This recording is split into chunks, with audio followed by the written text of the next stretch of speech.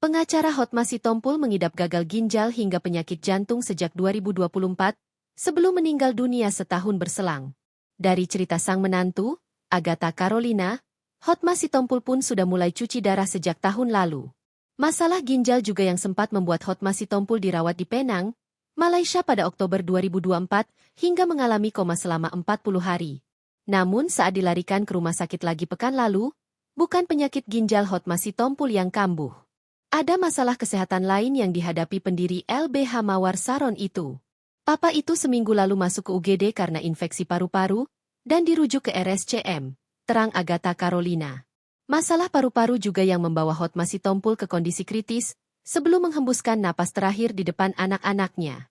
Sebagai informasi, Hotma Sitompul meninggal dunia di Rumah Sakit Cipto Mangunkusumo, RSCM, Jakarta pada Rabu, 16 April 2025, sekitar pukul 11.15 pagi. Pemakaman Hotma Sitompul di San Diego Hills Memorial Park dilakukan dengan upacara militer, karena pernah dianugerahi Satya Lencana Kebaktian Sosial oleh pemerintah pada 2013.